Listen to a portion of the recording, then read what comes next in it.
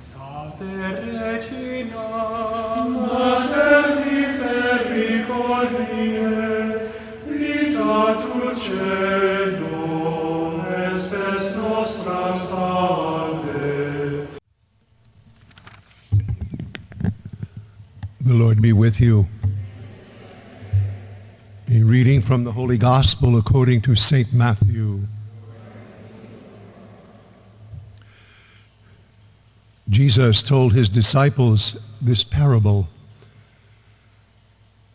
A man going on a journey called in his servants and entrusted his possessions to them.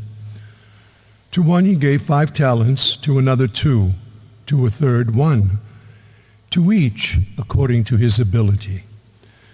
Then he went away.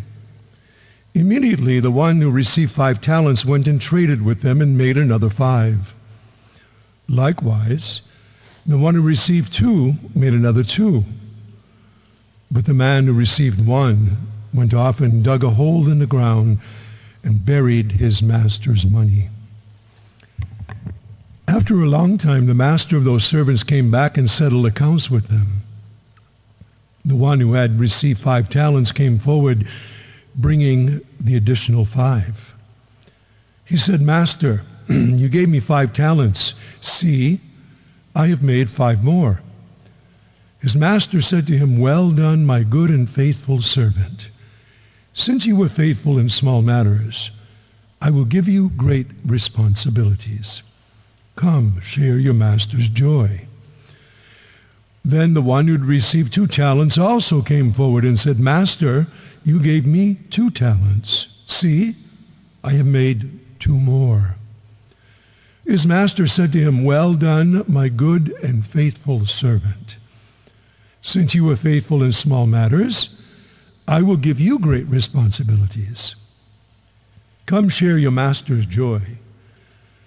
Then the one who had received the 1 talent came forward and said, "Master, I knew that you were a demanding person, harvesting where you did not plant and gathering where you did not scatter.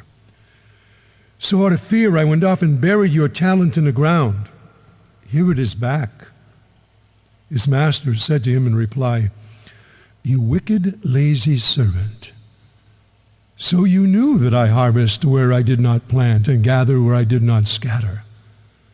Should you not then have put my money in the bank so that I could have got it back with interest in my return? Now then, take the talent from him and give it to the one with 10. For to everyone who has, more will be given, and he will grow rich. But from the one who has not, even what he has will be taken away. And throw this useless servant into the darkness outside, where there will be wailing and grinding of teeth." The Gospel of the Lord. There were 2 words when I was praying with these scriptures this morning. They really kind of, struck out at me. And the 2 words were his possessions, with the emphasis on his. Another translation said his property, with the emphasis on his. We all have some go-to scriptures.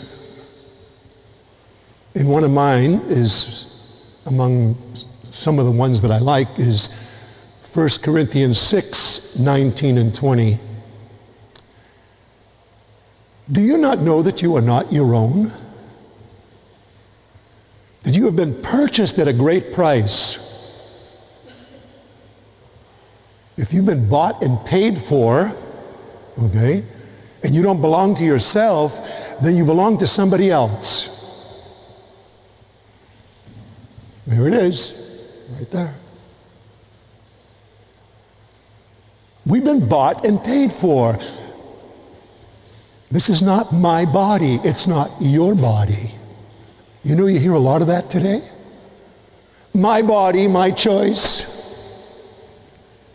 Good luck with that. There's an accountability, there's an accounting for all of us. His property. So whatever it is that you have, it's something that doesn't belong to you. It's something that you have been given in order to take care of, but for which belongs to someone else. That's called stewardship. Stewards are people who have responsibility to take care of something that does not belong to them, but for which they must give a full accounting for to the person who owns what was given to the steward. Those lessons sometimes are hard learned. I remember when I was a kid, I had a paper route. And, carrying those papers in that sack. How many of you remember when the papers were in a sack and you carried it over your shoulder? See, they don't do that anymore. Now they drive a car and they throw it out the window. But I had a paper route, and those papers, I delivered a lot of papers, and they were heavy. So I said to my father, boy, it'd be nice if I had a set of baskets on my bike. I could put the papers in the baskets and just, give me a break. So my father bought me a set of baskets. And, he worked hard for his money.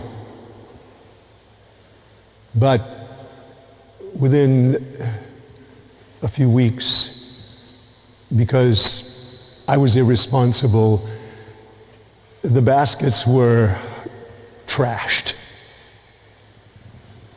So I went to my father and I said, those baskets you bought me, I said, they're all banged up, they're all broken. I need a new set. Sure, he said, no problem. So we went down to Roy's bicycle shop, and there was a beautiful set of baskets in the window, and I said, those are the ones I'd like to have.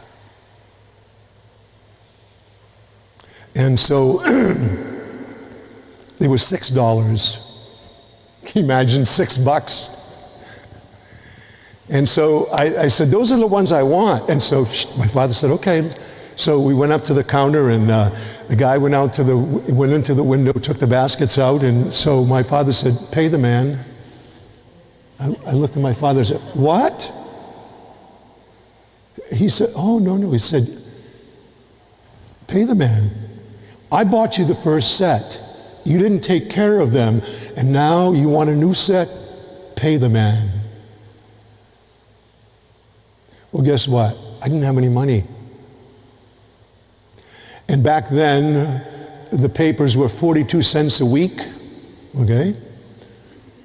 Yeah, there was 7 cents a copy, 42 cents a week. So you can imagine what I was making, I was probably earning, $1 a week? How long do you think it took me to earn $6 to pay for those baskets? I learned a very, very, very important lesson about stewardship, about taking care of something that I had worked for. You see the point? That he has worked for, that he purchased with his blood. Do you not know that you are not your own? That you have been purchased at great price. We're all going to have to give a full accounting for the grace that has been bestowed upon us. And we're all going to have to answer one very, very, very important question when we stand before the Lord. What did you do with what I gave you? I better have a good answer. Otherwise, you heard the end of the gospel. You wicked, lazy servant. Throw him out. You know, sometimes we kind of overlook and skip those tough parts because they don't make us feel too good. But I think that we ought to hear them more often to remind us that there is an accountability. Regina Celi, letare, alleluia, qui